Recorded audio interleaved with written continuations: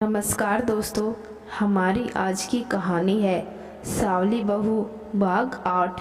तो दोस्तों, जैसे कि हमने पिछले भाग में पढ़ा है, कुणाल सलोनी को घर से बाहर निकालने की बात कहता है। ये सुन देव आहूजा बहुत गुस्से में आ जाते हैं।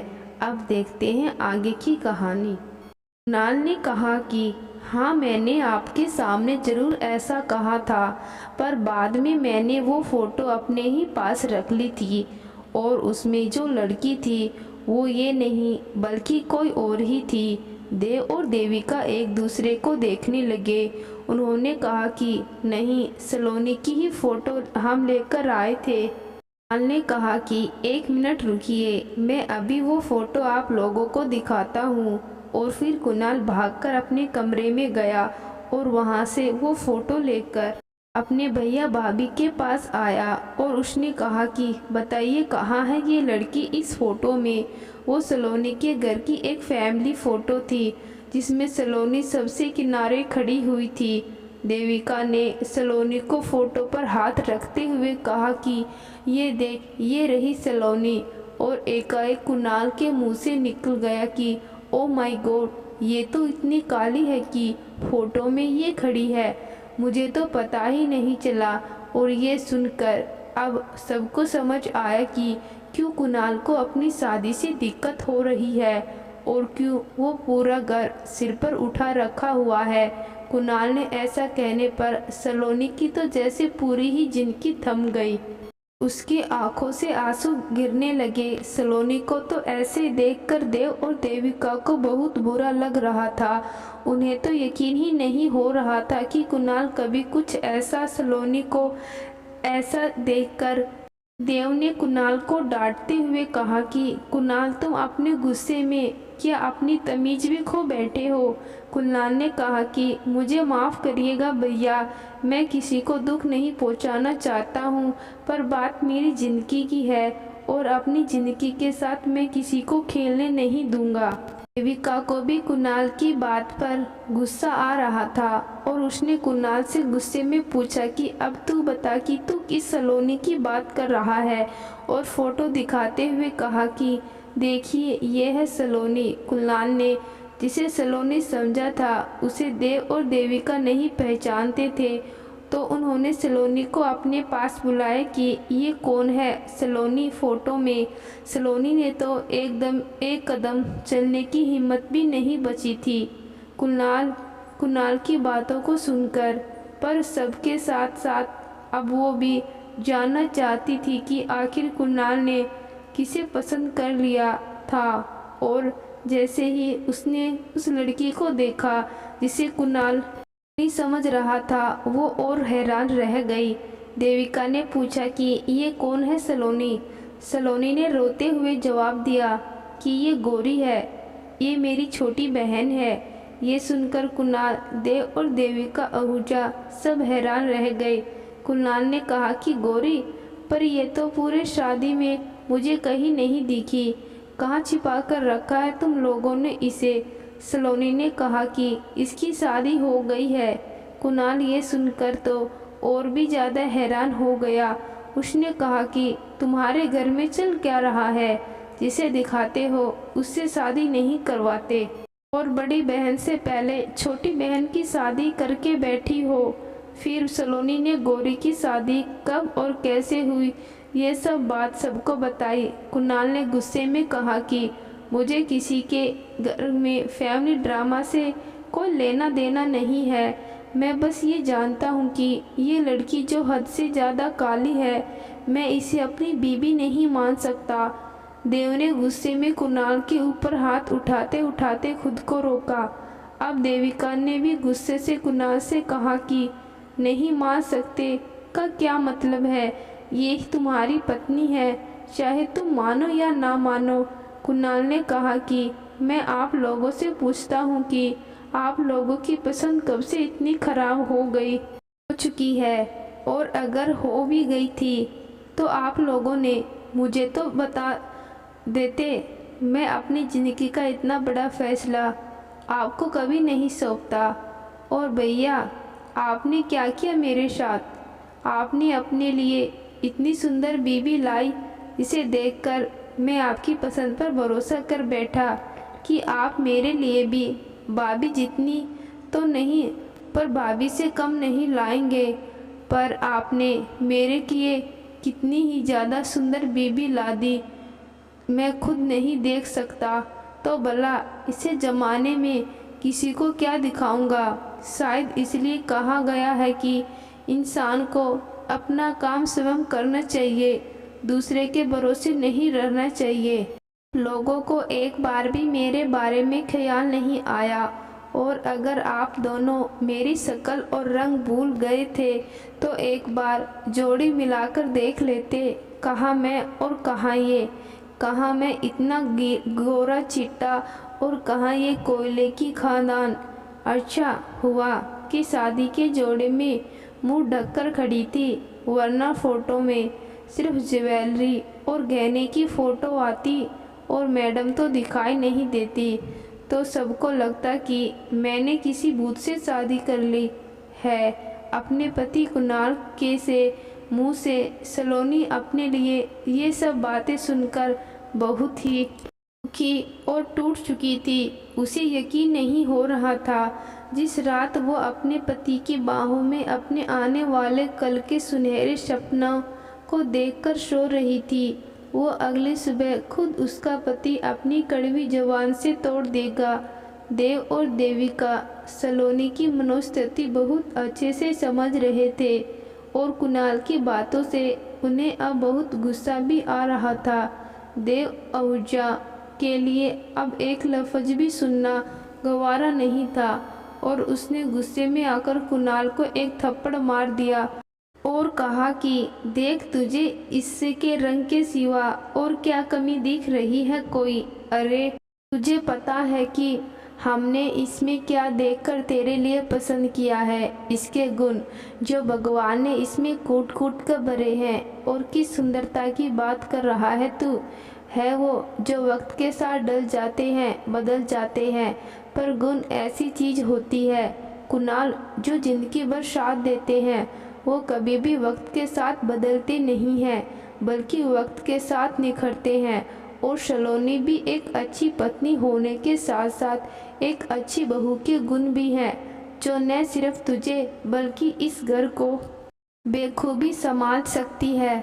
और यही गुण तेरी भाभी और मैंने देखकर तेरे लिए पसंद किया था, और हमें नहीं पता था कि तू इतनी गिरी सोच रखता है। कुणाल अपने भैया भाभी की बातों को सुनकर थोड़ा चुप हो गया, पर उसने अपने भैया से कहा कि मैं ये सब कुछ नहीं जानता हूँ, मैं बस इतना जानता हूँ कि ये मेरी बीबी नहीं है और न ही ये मेरी सलोनी है, इसलिए ये अब इस घर में नहीं रह सकती।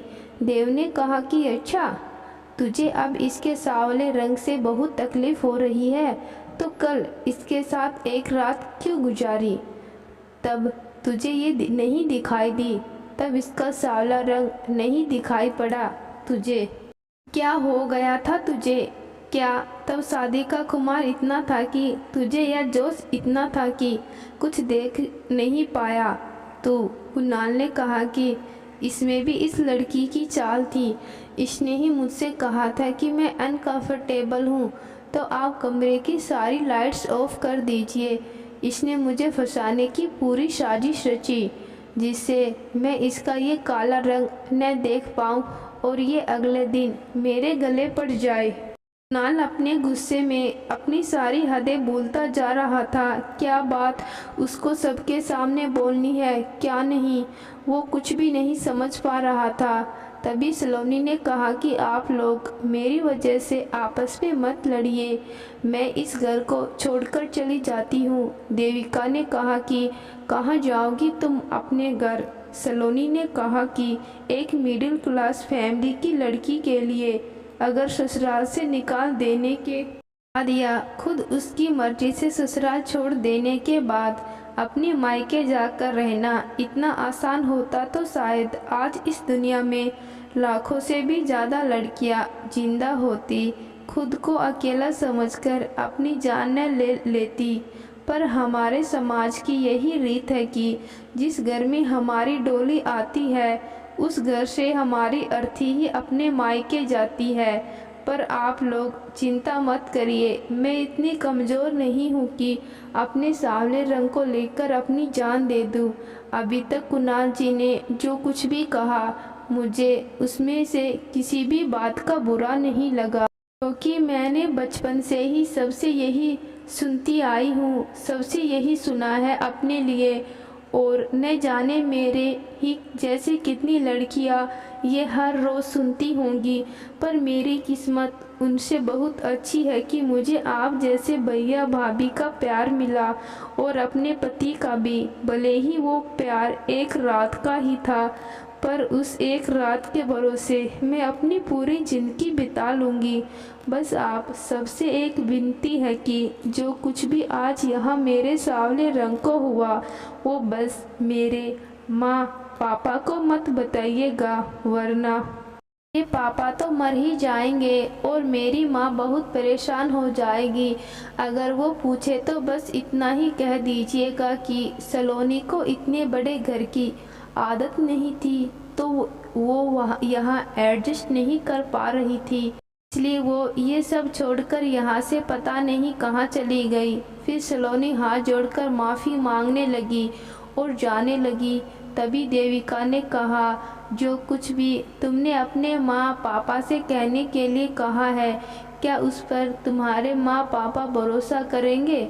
अरे हम खुद इस बात पर यकीन नहीं कर सकते। सलोनी इतनी स्वार्थी हो सकती है तो तुम्हारे माँ पापा कैसे कर सकते हैं? और माफ़ तो तुम हमें कर दो सलोनी, जो हमने तुम्हारी ज़िंदगी नरक कर दी।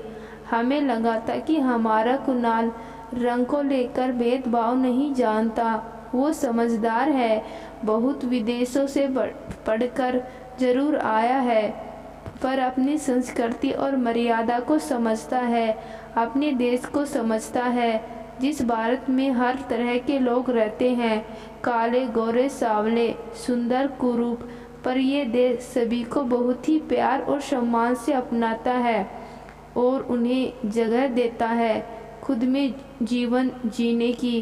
पर ये तो अपने देश का भी न हो सका। मुझे तो शर्म आ रही है कि कुणाल मेरा बेटा है और उसे भी ज़्यादा इस बात पर कि मैंने इसको क्या ऐसे ही संस्कार दिए थे, रंगों में भेदभाव करना। कुणाल ने कहा कि हर रंग अगर एक समान होता तो फिर रंगों का नाम ही क्यों रखा जाता, क्यों काले को काला और गोरे को सफ़ेद कहते। अब कुणाल की बातें सुनकर देव का दिमाग और भी ज़्यादा खराब हो रहा था। उसने जोर से चिल्लाते हुआ कहा कि बस करो अब ये तमाशा। सुबह सुबह जिस घर में नई बहू के मुंह से भगवान का भजन गुंजना चाहिए, उस घर में नई बहू के आंखों में आंसू निकल रहे हैं। अरे इस पाप के लिए तो भगवान भी कभी माफ़ नहीं करेगा तुम्हें। पर अब बस मैंने फैसला ले लिया है, अब जिसको पसंद हो वो तो माने। और फिर कुणाल की तरफ गुस्से से देखते हुए कहा कि जिसको नहीं वो ये घर छोड़कर जा सकता है। सलोनी तुम सिर्फ कुणाल की पत्नी ही नहीं, इस घर की बहू हो और इज्जत भी। एक लड़की की अगर बारात उसके दरवाजे तक आकर लौट भी जाए तो भी उस लड़की के दामन में कोई दाग नहीं लगता। और ये इंसान जो मेरा भाई है, उसने तुम्हारे साथ अपनी सुहाग रात बनाई है, तो अब अगर तुम ऐसी हालत में अपने घर जाओगी तो ये समाज न तो तुम्हें और न ही तुम्हारे माँ पापा को चैन से जीने देगा। इसलिए तुम इस घर को छोड़कर नहीं जाओगी। और तुम्हारी गलती ही क्या है, यही कि तुम्हारा रंग सांवला है, तो ये मेरा घर है। मैं इस सांवले रंग को कोई कमी नहीं मानता, बल्कि ये तो बहुत ही खूबसूरत और अनोखा रंग है जो किसी किसी को नसीब होता है, पर इसकी कीमत हर कोई नहीं समझ पाता। इसलिए तुम कहीं नहीं जा रही हो, बल्कि जिसकी गलती है और जिसने अपने उत्साह में सिर्फ एक नहीं बल्कि दो दो जिंदगियां बर्बाद की हैं, अगर उसे जाना है तो वो जा सकता है। पर तुम इसी घर में और कुणाल के कमरे में ही रहोगी। अपने भाई के मुंह से ये सब सुनकर कुणाल अब बहुत गुस्से में आ गया और उसने अपने पास रखी टेबल पर जोर से लात मारी। सलोनी को घूरते हुए वहां से चला गया। सलोनी अब घुटनों के बल बैठकर जोर जोर से रोने लगी अपनी किस्मत पर।